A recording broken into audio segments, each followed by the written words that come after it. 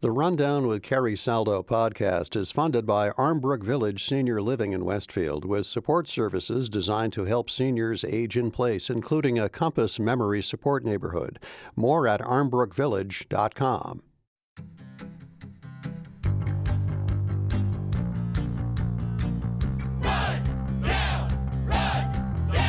This is The Rundown, your weekly news and review from Western Mass. I'm Carrie Saldo. It is Friday, April 4th, 2025. It was April Fool's Day Tuesday, but no joking here, just news. Right? Helping me this week on the phone, former state senator and from the 413 and current Edward M. Kennedy Institute for the United States Senate CEO, Adam Hinds. And in studio, Kevin Moran, executive editor of the Berkshire Eagle, and Jill Kaufman, a reporter here at NEPM. Good morning to all of you. Good morning. Good morning. Coming up, the latest craze in education. It's the superintendent shuffle that reaches the Berkshires. Questions about how special education is being delivered to students who need it in Northampton and elsewhere. And is the Greylock Glen cursed? That question popped into my mind after yet another long-proposed economic development project for the land around the state's highest peak was scrapped. First, though, the headline. If feds don't pay up for this city's schools project, millions in costs will fall to taxpayers. That's a headline coming out of Springfield, reported by Jim Kinney in the Springfield Republican newspaper this week, quoting him, "Despite drastic federal funding cuts, city schools are completing millions of dollars worth of capital projects and plan to resubmit reimbursement requests to the government later this month. But if the $47 million in COVID relief aid pulled last week by the Trump administration is truly gone, Springfield will have to bond for it," said Patrick Roach, the Springfield Public Schools Chief Financial and Operations Officer. Adam Hinds, you've been involved for many years prior to your current gig in the state budgeting process and kind of have watched as those funds have found their ways to cities and towns. Obviously, this is federal money we're talking about. What options do you see for the city of Springfield to recoup these funds if that money promised from the feds isn't going to come through? First of all, good morning, and quite a quiet week, huh? Yeah. I just because it brings it back to us here at home and all these big federal measures. So you're right. I mean, this was a big deal. We're talking about 41 states impacted, $2 billion essentially terminated. Overnight, you could say, or instantaneously, and so I think I kind of take the big picture. As you said, I'm the head of an institute on the U.S. Senate, and so we're looking at this in terms of what is the balance of power. What are the ways in which the Congress is the one that is enacting the policy and putting aside the money, and the executive branch is the one that is implementing, and so this is another example of, I suppose, the executive testing limits and asserting itself in a pretty strong way. So let's start with Congress. I mean, they have a couple of ways that they typically engage and interact to kind of enforce that balance of powers. And one is a committee system that oversees the executive branch. So that oversight role is a big one. And so I think that would be something for our members of Congress to look at ways they could impact that. I talked about the power of the purse. But ultimately, it sounds like this is going to come right back to the state and local level to compensate. And that's a scary prospect. As I was thinking about it, these elementary and secondary school emergency relief funds, better known as ESSER, school districts knew these funds were temporary. They were rolled out during the COVID period, when COVID was at its peak. Districts knew they were short-lived. They were going to be wrapping up at the end of last year. But on Tuesday, Massachusetts Governor Maura Healey went public about this news and the specific impact for Massachusetts. You referenced the larger number across the country, Adam, but $106 million in funding that had been approved under this pandemic-era program. The money that schools have spent in many cases, but just not recouped. Jill, what are you thinking when you hear this? And especially the punch to Springfield of $47 million, which is largest impacted district in the state. Right, in the state. So we've been looking at these districts have been looking at their ESSER money or their COVID-era relief funds. They've largely been used, and that has already impacted their budgets from last year and their budgets still going forward. So that's what the conversation had been. Now, whatever money had been left, which I was actually surprised that there was so much left in Springfield, is now on the chopping block. It's not something that anybody has an answer for how this will be recouped. That money was going to go away. It is really surprising to see these projects were going to be funded by, not surprising because we did know these projects were going to be funded by the ESSER funds, but they could just not go forward in the immediate. It was interesting, though, to look at Jim Kinney talking to Patrick and Roach. Adam Frenier reported on this, too. We have some folks he spoke to school committee folks. I'm sorry, go ahead. In Springfield, but in Jim's reporting specifically, when he talked to Roach pointed out the majority of these projects are completed. They're just not sort of signed off on, right? There was a huge HVAC project to the tune of over $30 million that was specifically, or as a result of the pandemic, meant to help with air quality in many instances, improving those places. So it might just be that these projects are mostly finished, right? And so now, Kevin, we're in a position where we're looking at the city of Springfield as saying, well, we're going to bond for it, which essentially means if that happens, the taxpayers are going to cover that. Whether this is Springfield or anywhere else in the country, is that fair given the federal government promised these funds initially? Well, it's certainly, by the definition of fair, it is not fair. And let's keep in mind, too, that all of these things are happening within the normal conditions that normally take place from one budgeting year to another. So school districts are contending with increases in insurance costs, natural increases in their traditional obligations to fund the school districts correctly. And there's a lot going on for schools, and they're going to be shouldering a burden that I think is going to strain, especially with the prospect of all of the economic issues that are taking place, that are really going to strain the efforts of these budgets are meant to do, which is to educate our children. Absolutely. Right. Anyone want to gander a guess? You think there's a lawsuit coming from the state of Massachusetts against the feds over this? Yeah. I mean, if we watch the state attorney general's actions in the last month and a half, 2 months, yes, there will be pushback. And again, in Springfield, there was already a lean budget. I just want to say that for farmers who lost, at least in Western Mass, who lost out on money that was promised to them for projects, for building new barns or for developing green energy on their farms. They had to do the work first, and then they were going to get reimbursed by, I guess it was not Fish and Wildlife, it was USDA money, essentially. USDA, yeah. And so those farmers, many of them, went forward and did the work, and now the money is not there. So it is parallel in some way.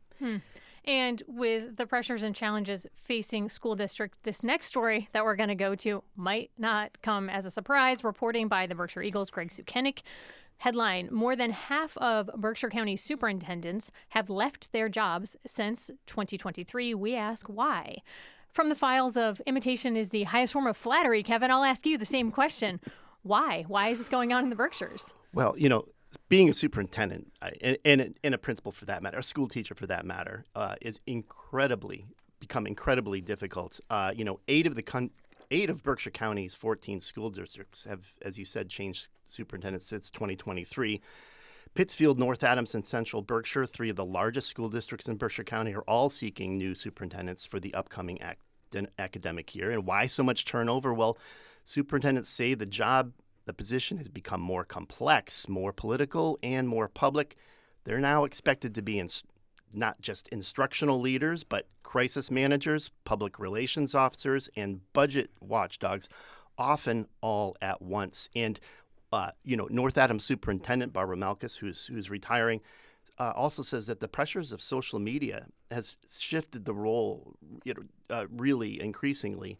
And her incoming successor also says that, superintendents have to be acutely aware of safety concerns for students, transparency, and really heighten their communications. Those are really things that are dominating the dominate this job and make it more difficult. The layers of challenge really struck me as I was reading through Greg's reporting, and the fact that that PR piece of it, right? I think Barbara was the one who pointed out, typically superintendents were encouraged to kind of come up through the system. They were a teacher. Then maybe they had a lower administrative level position, and then perhaps rose to superintendent within the same district. So you're bringing with you institutional knowledge and lots of sort of boots on the ground know-how. But now it's more of that outward-facing role in addition to all that already very hard, difficult stuff. What I think And you're there are finding. two other things. Okay. Go ahead, Adam. Oh, sorry. I was just going to say that this is also a group that went through COVID. And so on top of the larger societal trends and challenges related to social media and mental health for students, we had they really went through the ringer. But there's also another bigger trend in Berkshire County that I think also has to be factoring in, which is population trends, right? So as Kevin knows well, both of you, everyone does, dropping since the heyday of GE and other manufacturing from the 70s is also impacting schools and student enrollment and therefore the resources that we have. And so these superintendents are constantly working to compensate and adjust. And it's even spurred some incredible initiatives like Berk 12 to help organize the whole county and in sharing resources. So it's a challenging environment for sure. Go ahead, Kevin. And not only that, Adam, but think of all what the decline in student population is creating, and the fact that the age of a lot of Berkshire County school buildings are coming to term, and so therefore they are looking at building new schools, but building schools in a different way and being more regional in the approach to the education there. And there's a lot of those building projects on the agenda, and it's going to cost millions more dollars. And those superintendents are going to be leading those charges. And making the case to taxpayers for the need for such structures. Jill, superintendent shuffle was something we saw also in Hamden and Hampshire counties in the past few years. Springfield, Northampton, Amherst Pelham Regional, East Hampton, Hampshire Regional School District. I may have missed some, but those are among the districts that have seen new superintendents. Any themes that you've observed across these departures? All happy families are alike. There are themes. There are themes that, a district is a business, is a family, is a unit, right? And every district has its own school committee and its own town leader, who is usually on that school committee. Post-pandemic, as Adam said, post-pandemic changed the world of everything, including how people feel about their work and also who's in those classrooms, the kids, the challenges that they are facing. Kevin and I were talking about this just a few minutes ago. So what happened with superintendents? Well, one superintendent was there for 48 years. We don't count Dr. Warwick in Springfield because he retired, and the superintendent who was hired, who has been there. Amherst had a lot of challenges, slightly pre-pandemic between the school committee and the superintendent. This is Michael Morris.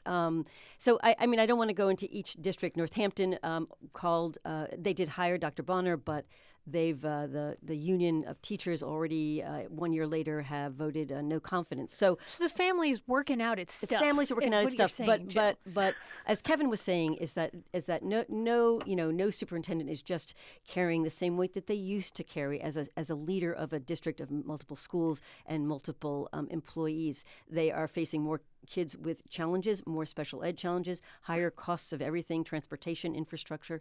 So how do they handle that? And so how does somebody decide to be a superintendent?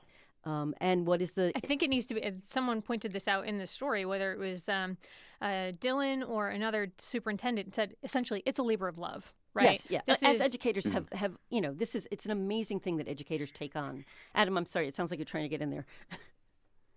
No. Well, I'll add that, lest we sort of paint this as a Western Massachusetts challenge, it is not. Tom Scott of the Massachusetts Association of School Superintendents pointed out to Greg Zukenik that the past 10 years, about 50 districts have welcomed a new superintendent every year. So we're talking about 15 to 20% turnover across the state. So looking at this longevity piece of it, a superintendent averages about 5 years, Scott said. But in the Berkshire, we have at least 2 superintendents who are cruising well past that, Kevin. So is there something special in the air in the Berkshires? Well, look, despite the pressure, some leaders, like Jim Brosnan, the superintendent at McCann School in North Adams, has held the job since 1995, which is almost as long as I've been a journalist. He says that longevity for him, for example, comes down to one thing, and that's a strong staff and strong community support. All right. Well, you have been listening to The Rundown. We're going to take a quick break here, but when we return, a hot mic moment in Northampton has advocates for special education students heated, and the latest in the soap operatic tale of the Greylock Glenn and Adams. You're listening to The Rundown on 88.5 NEPM. Stay with us.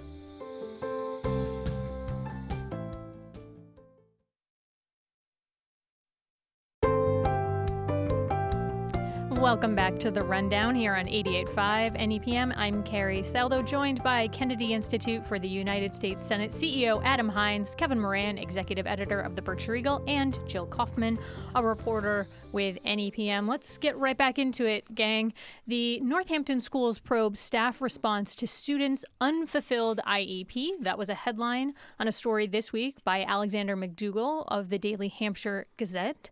School Superintendent Portia Bonner confirmed an investigation is underway amid a determination by the state's Department of Elementary and Secondary Education that the city's school district failed to comply with state special education laws. This after a parent, Gaurav Jashani, filed a complaint against the district for not fulfilling his child's IEP and was negotiating with the district to fix the problem.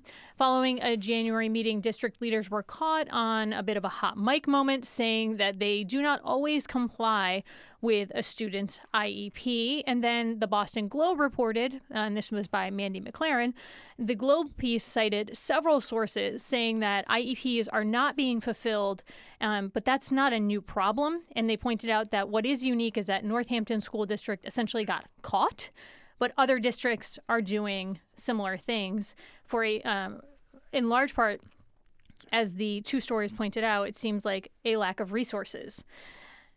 Nonetheless, a very challenging and difficult story to take a look at as the parent of a kid, not a special needs kid. Nonetheless, you send your kid to a public school in the hope that they're getting the services that are required. Jill, what did you make of this? Well, I'm sorry that I didn't look up one number, which is the percentage of kids who are now considered special education students, which has been on the rise. And Kevin looks like he's looking that up fast. This is a number that has. The state assumes 16%, but it's often higher. Okay, so the foundation budget. Great, thank you, Adam. So the cost of special education is higher. That is one thing. The number of professional educators needed is higher. So it kind of makes sense that as budgets are getting leaner, that there is physically no way to pay attention in the same way. That doesn't mean that is what educators want to do. What happened in Northampton and then the hot mic moment is rather horrific. To see among educators, it is probably not the norm. It is not the norm. But I know districts in past years also that have not been able to fulfill. And just a quick bit of additional detail. This parent went to the school committee meeting, to this meeting to discuss with the group. He left the meeting. And they continued speaking afterward, and he requested a transcript. And so reading through the minutes of that transcript is how he became aware that this was discussed. It was it seems that the leaders assumed that the meeting had ceased and they were no longer being recorded. Superintendent Portia Bonner has said in a statement, "Please know that the district is investigating this matter fully in consultation with our legal counsel. We will apprise the community when we have further information." I don't want to go too far in the the way back, but when a district can't support a student with special needs, a special education student, that student can go to another district as far away as across the state, and the money follows the student. That is also another. I don't know, Kevin, if you can speak to that at all, or Adam. This is something that is the way it has been working for decades. But as I understand it, this family came from the eastern part of the state for an opportunity for the parents who are working in the region, and they expected their child to be educated in the public school system. This is separate than school choice. This is about going to a special needs school, a school for the blind. But I think there's a bigger issue at play here. Mm-hmm. There was a February report from the U.S. Department of Education that found the Massachusetts Massachusetts Department of Elementary and Secondary Education repeatedly has not enforced special education law. And in turn, districts feel safe to provide as few services as possible, and in some cases, not at all. That's reporting in the Boston Globe. I mean, hearing that this is not an isolated incident, Adam, do you think that there is something that needs to be done either by lawmakers to better address the needs of students with IEPs or something else? So this is a frustration I heard regularly in my time in the Senate, that the challenges that school districts face result in this case, I guess we're seeing the evidence of kind of skirting the law. On the good side of the ledger, this is the part of the process. The parent has the ability to, I guess, dispute an IEP implementation, request the meetings. The meetings then led to where we are now with DESE intervening, and they're taking corrective steps. So this is the good side of what should be happening. The bad side is, I threw out the number. We don't spend enough on special education, and so the districts, and especially in Western Mass, the burden is felt even more significantly. But we assume something like 16%. The numbers we know are higher, closer to 19, 20, 18, maybe depending on the district. And so the school has to deal with the gap. There's also this reimbursement model that I think comes out of this example, which is you pay, and then the next year the state compensates for the additional costs taken on from an incoming student, especially. And so here's a scenario where the school had to take on additional costs. And so the system isn't working. So in that regard, absolutely, it's time for a refresh. Well, I will say that DESE, and you referenced this, Adam, DESE has ordered the district to make changes on how it handles IEP needs in Northampton, including a new IEP for this specific child and a new IEP procedures for next year. So clearly, this is a continuing story. Kevin, I'm going to turn to you now. Reporting out of Adams, Sten Spinella, writing for the Berkshire Eagle, the over 6 decades, the 1,000 acres of state-owned land at the base of Mount Greylock has been seen proposals spanning from a casino, a downhill ski area, condominiums and a golf course, and the most recent, a campground plan, fell through late last month. Before we get into the nitty-gritty here, Kevin, you are originally from Adams. Can you give us a sense of the significance of this eastern slope of the state's highest peak, known as the Greylock Glen? Yeah, sure. Mount Greylock is at 3,491 feet. All Adams residents know this. The tallest mountain. You must be able to recite that by 5 years old in Adams. It's part of the license. You get to live there. It's the state's highest peak, and it's in Adams.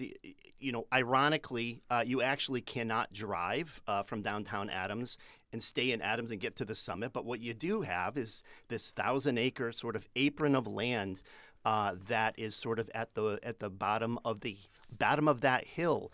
And you're right. I mean, from tramways that were proposed back in the 1960s to ski areas that were developed to casinos that were developed, and golf courses that were actually built there and golfed on for a season or two. Over the years, Adams has tried really hard and has faced significant challenges in getting everyone to come to the table and agree on a plan that, hey, this is a really nice piece of land on the Adams. We need to respect the piece of land, but we also would see the opportunity for some economic development here. And so Adams in the past few years has gotten that part of its act together, along with the state legislators like Adam Hines has worked, and I'm sure he knows well. I'm not biased on this one. And they've put together, a comprehensive $50 million plan that consists of an outdoor center, which, by the way, has been built. Opened in October. Sten's talked about it on this very show. And it's beautiful. But there are other components to this plan, such as a campground plan that would have been sort of the second step en route to bigger and broader initiatives for the Glen that include, for example, an outdoor amphitheater, a really well put together trail network, and really to try to take Adams and foment its position as a leading player in sort of the outdoor recreation movement in Berkshire County. When the campground, of course, sort of departed because the developer itself was having financial problems, presumably. Yeah, Shared Estates essentially tried to crowdfund this. Absolutely. They couldn't get together the money, Yeah. and they notified the town after a 6-month extension. we're not going to put shovels in the ground in May as we initially had thought, and we're going to have to back out of this. Now, the thing that is really kind of top of mind that I'm thinking about is how now does the outdoor center hack it, given that, if I recall correctly from Sten's reporting, the two projects, the campground, the revenue from the campground was meant to financially support the outdoor center in years ahead. There's funding for it in the short term, but in the long term, these two projects were integrally linked. Adam, any thoughts on kind of where this might go from here?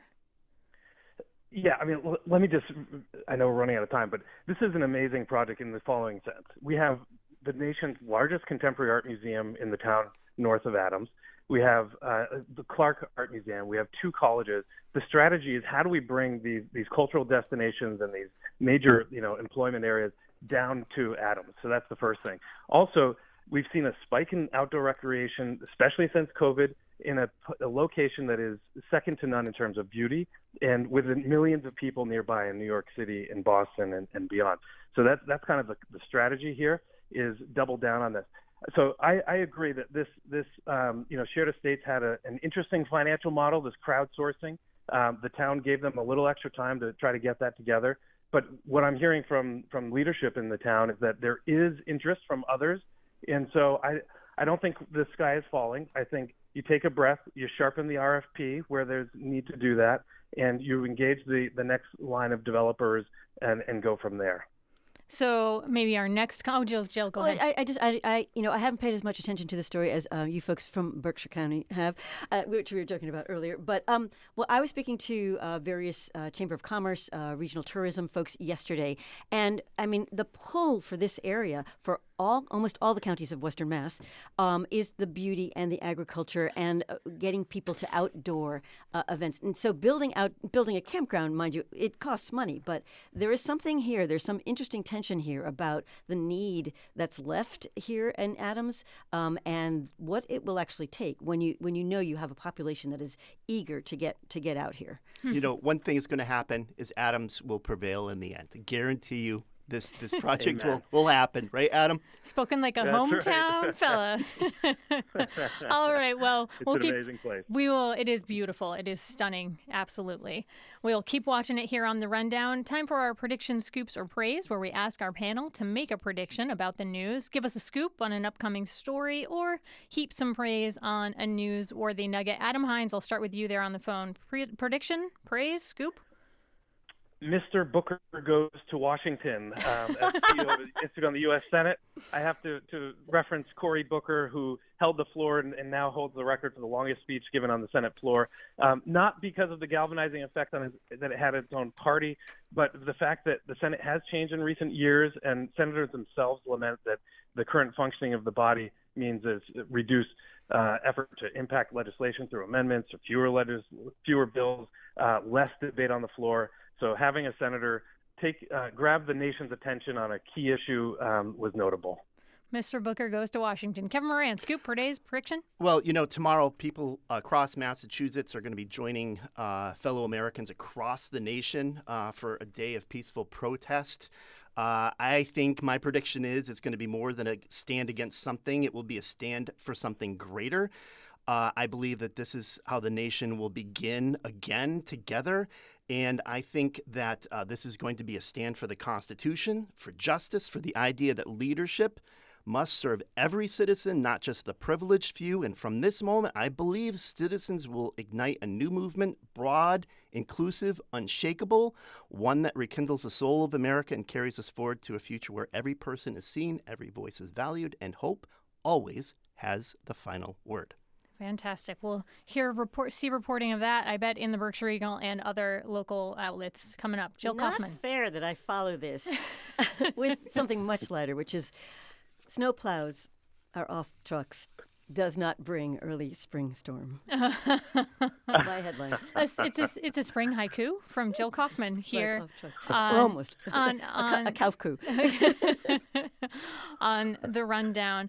I have a bit of a prediction myself. I think the Greylock Glen is not going to see development, and that's because the old coot does in fact haunt the mountain. As the legend says, he haunts the Greylock Glen, and he just isn't going to stand for development there. I think I have solved the mystery. We can stop the hand wringing, and that's how it goes right, this Jen. morning here on The New Rundown. strategy. My Amen. thanks to Adam Hines, Kevin Moran, and Jill Kaufman. You have you so been much. listening to The Rundown here on 88.5 NEPM. Our director is Tony Dunn. Our board op today, Phil Bishop.